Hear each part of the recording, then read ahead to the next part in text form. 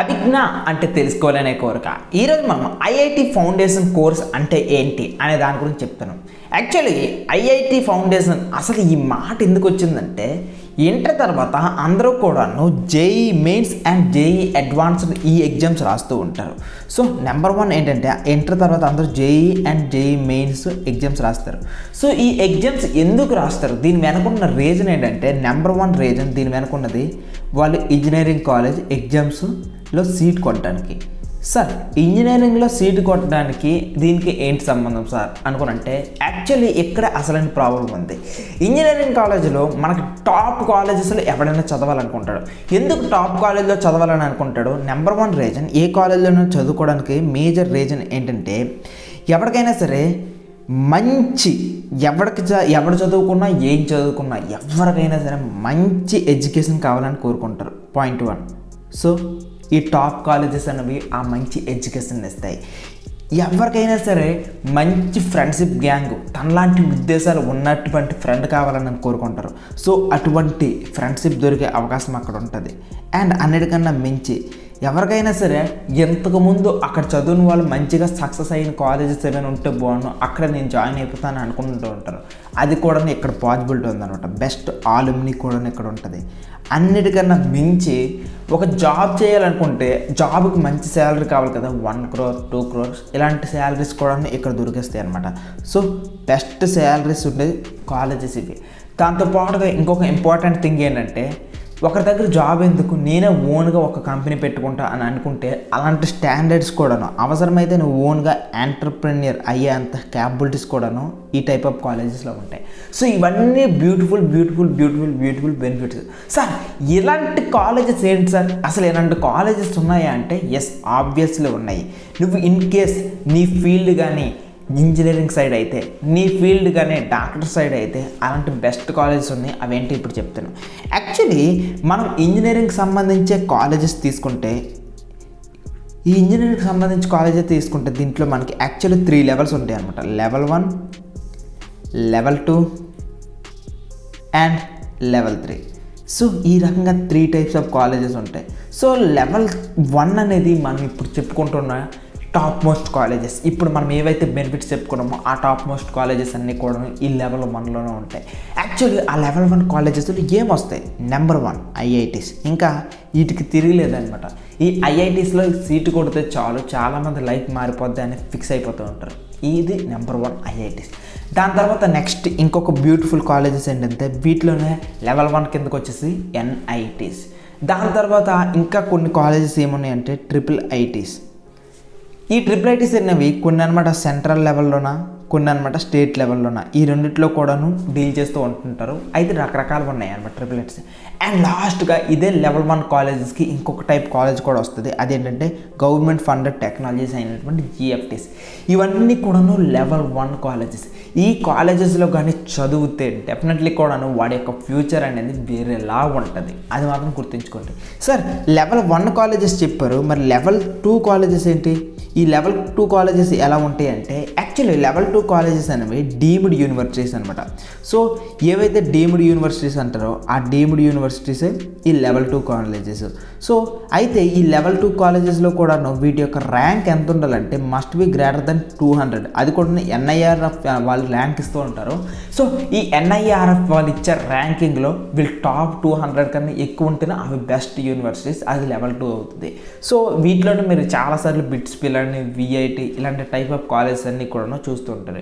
ఇంకా లాస్ట్గా level 3 colleges గురించి మాట్లాడతాం. ఈ లెవెల్ 3 కాలేజెస్ అంటే సింపుల్గా మనం ఏవైతే లోకల్లో కాలేజెస్ చూస్తామో ఇవన్నీ కూడాను లోకల్ కాలేజెస్. సో సినిమాల్లో చూపించే బీటెక్ కష్టాలు, ఇబ్బందులు ఇవన్నీ కూడా ఈ లోకల్ కాలేజీలోనే చూస్తూ ఉంటారు. సో ఈ రోజుల్లో పుట్టగొడుగుల్లో వస్తాయి ఈ కాలేజెస్ అన్నీ కూడాను. సో ప్రతి ఒక్కరికి కూడాను ఇలా లెవెల్ 1, లెవెల్ 2, లెవెల్ 3 గురించి తెలుసుకున్న తర్వాత ఎవరికైతే వాళ్ళ కష్టం ఉందో, ఎవరికైతే జీవితంలో గొప్పగా సెటిల్ అవ్వాలనే ఆలోచన ఉంటుందో, ఎవడైతే తన తలరాతను తన చదువుతో మార్చుకోవాలని అనుకుంటాడో అలాంటి వాళ్ళందరూ కూడా ప్రిఫర్ చేసుకున్న కాలేజెస్ ఈ లెవెల్ 1 కాలేజెస్. అయితే ఈ లెవెల్ 1 కాలేజెస్కి సీట్స్ ఎన్ని ఉంటాయి తెలుసా? చెప్తా. ఈ లెవెల్ 1 కాలేజెస్లో ఉండే సీట్స్ అనేవి ఇక్కడ మామూలు సీట్స్ ఏం కావు. ఇక్కడ సుమారుగా 1,20,000 సీట్స్ ఉంటాయి. ఇది లెవెల్ 1 కాలేజెస్కి సంబంధించినంతవరకు. వావ్, 1,20,000 20,000 సీట్సా సూపర్ అని అనుకుంటున్నారా? ఇక్కడ ప్రాబ్లం. ఇండియా జనాభా చూసుకున్నట్లయితే 130 crore. సో 130 crore సుమారుగా ఎంతమంది పిల్లలు ఉంటారు? ఒక 40 crores ఉంటారా? ఈ 40 crores మీ ఇంటర్కి సంబంధించిన వాళ్ళు ఎంతమంది ఉంటారు? 1 కోటి మంది ప్రయత్నం చదువుతుంటారా? ఈ 1 కోటి మందిలో ఎంతమంది ఈ ఎగ్జామ్కి అటెంప్ట్ అవ్వచ్చు? ఎస్, ఈ ఎగ్జామ్కి ప్రతి సంవత్సరము కూడాను 10 lakhs 11 lakhs ఇలా ఎంతమంది రాస్తారు. ఎంతమంది ఎగ్జామ్ రాసి ఈ 1 lakh సీట్స్ కోసం పోటీ పడుతూ ఉంటారు. ఇప్పుడు అసలైన సమస్య ఏంటంటే ఈ 1 lakh సీట్స్లో ప్రతి సంవత్సరము కూడా ఎంతమంది తనకు కావాల్సిన సీట్స్ కొట్టుకోగలుగుతున్నారు, ఎంతమంది తలరాతను మార్చుకుంటున్నారు అనేది పెద్ద సమస్య. ఇది మొదటి పాయింట్. అయితే ఇంకొక అసలైన పాయింట్, ఇంకొక అసలైన డైమెన్షన్ ఇంకొకటి చెప్తాను.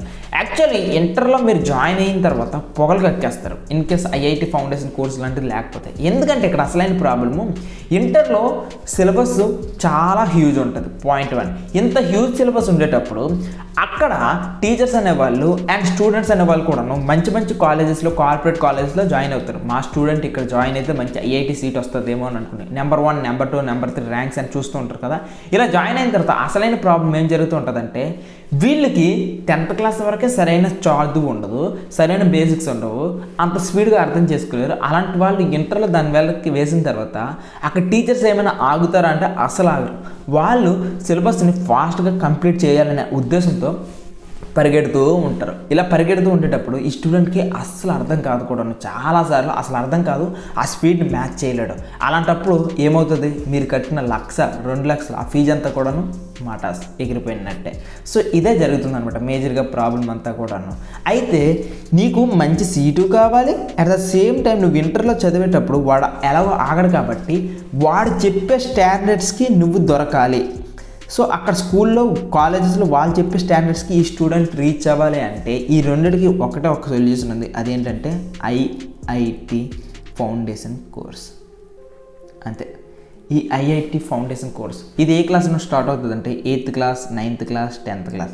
సో ఈ క్లాసెస్లో ఏం చేస్తారు మేజర్గా కూడాను చెప్తా.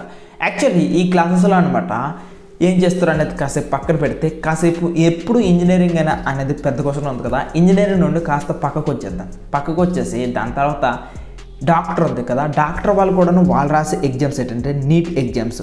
సో ఈ నీట్ ఎగ్జామ్కి సంబంధించినంత వరకు కూడాను ఒకసారి చూద్దాం. యాక్చువల్లీ నీట్ పరంగా తీద్దాం. యాక్చువల్లీ నీట్లో కూడాను ఇలాగే level 1, level 2, level 3 కాలేజెస్ కూడా ఉన్నాయి. మనం level 1 కాలేజెస్ గురించి మాట్లాడదాం. ఎయిమ్స్. సో ఎయిమ్స్ అనేది డాక్టర్ కోసం చాలా గొప్ప కాలేజ్.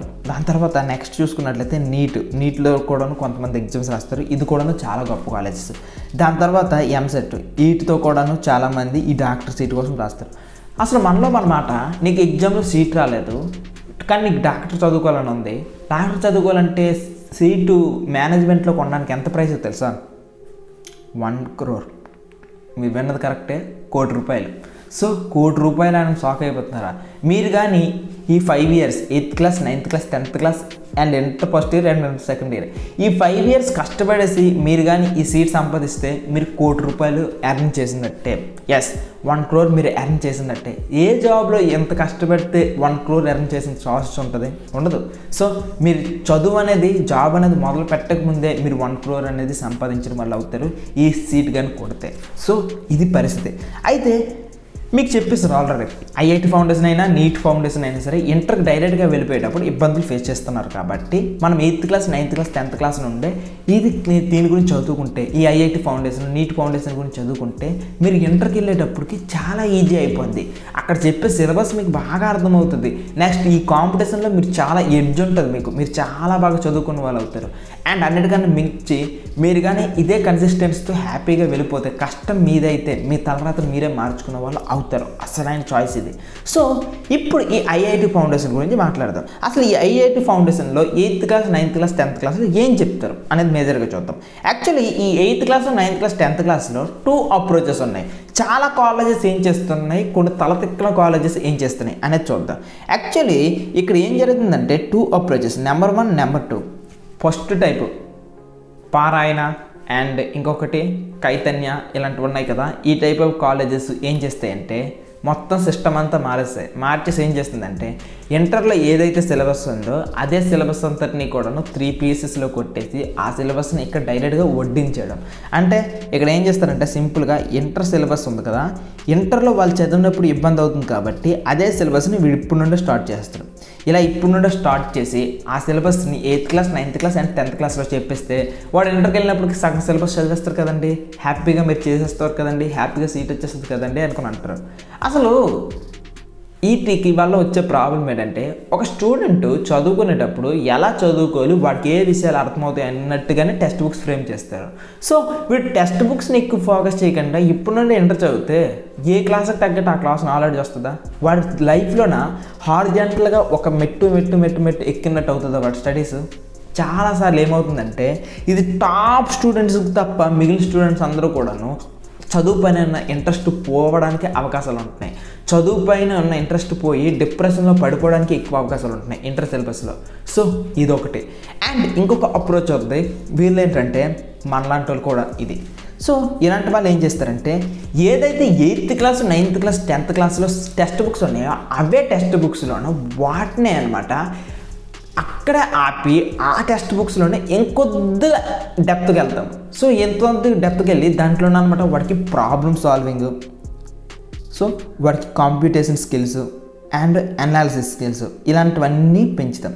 సో ఇలాంటివన్నీ పెంచి ఒక టెక్స్ట్ బుక్ని ఇంకాస్త డెప్త్గా అర్థం చేసుకునే లెవెల్కి తీసుకుని వెళ్తే చాలు. దీనికి వల్ల వాడికి కాన్సెప్ట్స్ క్లియర్ అవుతాయి, అనలైటికల్ మైండ్ వెళ్తుంది, డౌట్ సాల్వింగ్ ఉంటుంది, అండ్ అన్నిటికన్నా మించి వాడు కాన్సెప్ట్స్ అన్నీ కూడాను వాడిలోకి వాడు అర్థం చేసుకుంటాడు, లాజికల్ డెవలప్మెంట్ పెంచుకుంటాడు. సో ఇదొక అప్రోచ్. సో ఈ 2 అప్రోచెస్లో మంచిగా ఎవరైనా సరే పేరెంట్స్ మంచి వాళ్ళు ఉండేసి వాళ్ళు మంచి ఆలోచనలతో ఉన్న వాళ్ళు అయితే వాళ్ళు దేన్ని ప్రిఫర్ చేస్తారంటే ఈ సెకండ్ వన్ అనమాట. అంటే ప్యారలల్గా ఉన్నది మాత్రమే ప్రిఫర్ చేస్తారు. ఎవరైతే నా స్టూడెంట్ ఇంకా కావాలనే ఆలోచనలతో ఈ కార్పొరేట్ కాలేజెస్ చేసే మోసంలో పడిపోతుంటారో అలాంటి వాళ్ళు స్టూడెంట్స్, అవగాహన లేని పేరెంట్స్ వాళ్ళు ఏం ప్రిఫర్ చేస్తున్నారంటే ఈ ఇంటర్ సిలబస్ ముక్కలు కట్టినవి చేయిస్తుంటారు. సో ఇది పరిస్థితి. సో ఇన్ కేస్ మీ స్టూడెంట్ మీ దగ్గర ఉంటే అవకాశం ఉంటే దయచేసి మీరు ఈ second kind of college second kind of syllabus చెప్పే దగ్గర మాత్రమే చేయించండి. మీ స్టూడెంట్లో మంచి రిజల్ట్స్ ఉంటాయి. ఎందుకంటే ఇక్కడ స్టూడెంట్ని బట్టి ఉంటుంది అనమాట.